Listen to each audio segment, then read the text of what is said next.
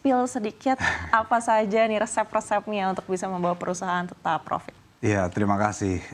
Ada beberapa hal sebenarnya Mbak Anaka yang mungkin pemirsa perlu ketahui. Bluebird ini bukan hanya perusahaan taksi. Dan semenjak beberapa tahun terakhir kami terus konsisten memberikan pelayanan sebagai mobility as a service. Berarti range layanan kami juga kami perlebar, perdalam, di setiap divisinya juga kami kembangkan sesuai yang relevan di kebutuhan customer kita. Nah, yang ketiga tentunya saya perlu highlight platform digital kita bernama My Bluebird itu juga berkembang sangat baik, tumbuh 47% year on year di tahun ini dibandingkan tahun lalu. Jadi memang ketiga poin itu tentunya didukung dengan pertumbuhan armada kita Bluebird yang 7%, tapi kalau tadi kan di highlight juga 16% ya, pertumbuhan 7% karena sisanya itu dari perbaikan layanan kita sehingga demand jadi meningkat. Efektivitas operasional juga lebih baik dengan sistem-sistem teknologi yang kita kembangkan setiap saat. Itu juga didukung efisiensi operasional, efektivitas operasional, skala operasional yang lebih baik dibandingkan sebelumnya. Sehingga margin kita juga tumbuh lebih pesat dibandingkan revenue. Baik, lini bisnis apa yang memberikan kontribusi terbesar dalam prestasi di kuartal 1 2025 ini? Oke, ini ada dua hal. Jadi kalau kita berbicara proporsional, PT Bluebird TPK itu di tahun lalu 2024, 71% proporsi revenue itu masih dari taksi, reguler maupun eksekutif. Tapi di akhir Maret kemarin, proporsinya sudah turun lagi ke 70%. Padahal divisi taksi sendiri berkembang 14%. Nah, jadi kalau dari sisi revenue contributions, tetap taksi, reguler, dan eksekutif masih paling besar, namun pertumbuhan terbesar itu dari divisi non-taksi, yang tumbuhnya sudah mencapai 23%. Baik, apakah ini sudah sesuai dengan ekspektasi perusahaan? Ya, kalau ekspektasi perusahaan kita maunya lebih tinggi lagi ya. Tapi tadi Mbak Anaka juga bilang ada beberapa situasi yang mungkin ada kontraksi lah ya. Sehingga kita bisa melihat memang di kuartal 1 ini baik, cuman bisa lebih baik seharusnya.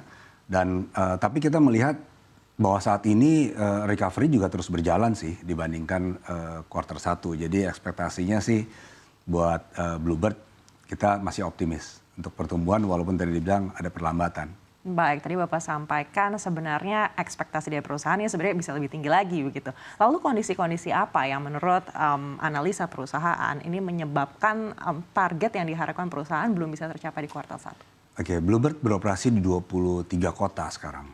Sebagian itu juga bersandar pada industri pariwisata contohnya. Yang kita juga sering dengar industri pariwisata ini masih fluktuasinya cukup banyak ya. Jadi operasional Bluebird yang di daerah-daerah tersebut tentunya akan mengikuti kalau memang daerah tersebut adalah daerah pariwisata contohnya. Kita bisa bilang Bali, mungkin Lombok juga, dan bahkan seperti Jogja dan Bandung kan juga pariwisata ya sebenarnya. Kalau Jakarta libur, Bandung super macet gitu.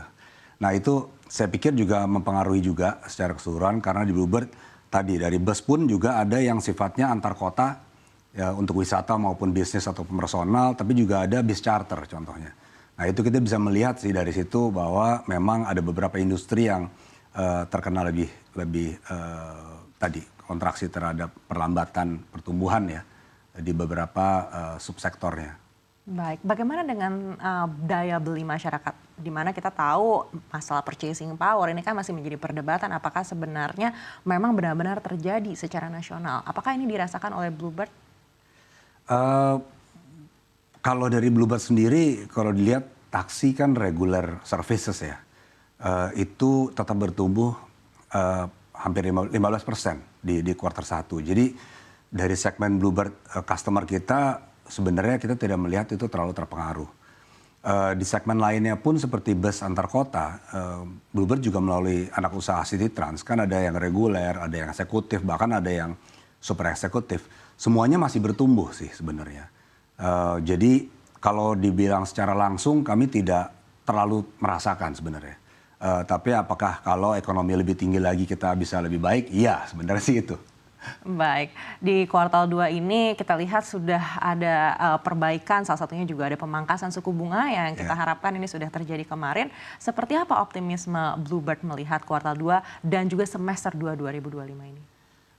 Kami optimis, apalagi kalau dengan pengurangan suku bunga, impact-nya tentu kan kredit menjadi lebih turun ya. Jadi itu mungkin ada salah satu efisiensi lagi yang kita bisa dapatkan, dan kalau itu berlaku buat semua, harapannya tentu ekonominya akan berkembang lebih baik karena bunga lebih murah, berarti perusahaan-perusahaan yang meminjam itu akan punya ekstra dana tambahan untuk mengembangkan usahanya. Saya pikir itu sih sangat positif ya.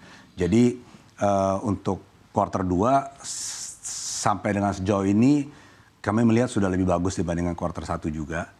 Jadi kami optimis dalam situasi sekarang dengan underline ini akan recovery terus ya dari kontraksi ekonomi yang saya pikir di Q1 memang banyak sih yang merasakan.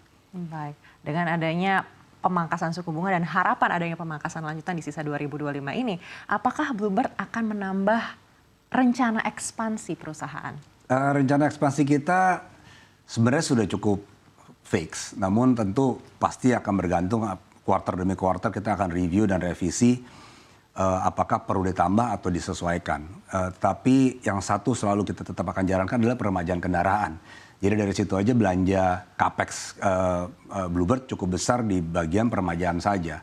Tadi kendaraan 7% tapi kita growth-nya ke 16% contohnya. Jadi itu kan menunjukkan bahwa pertumbuhan Bluebird itu bukan hanya dari penambah armada, tetapi juga dari efisiensi kendaraan yang sudah beroperasi. Nah itu yang juga kita bisa akan tetap fokuskan. Mudah-mudahan itu akan impact-nya jadi double gitu ya.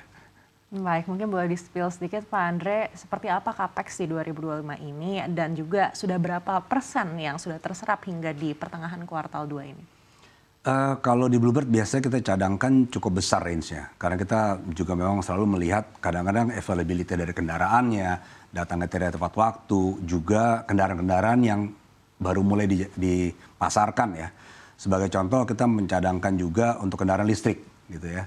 Kendaraan listrik ini sangat menarik karena 2019 waktu kita memulai kendaraan listrik harganya 50% dibandingkan harga tahun ini gitu. Di kelas yang sama, kapasitas yang sama, itu juga merubah cost structure kita.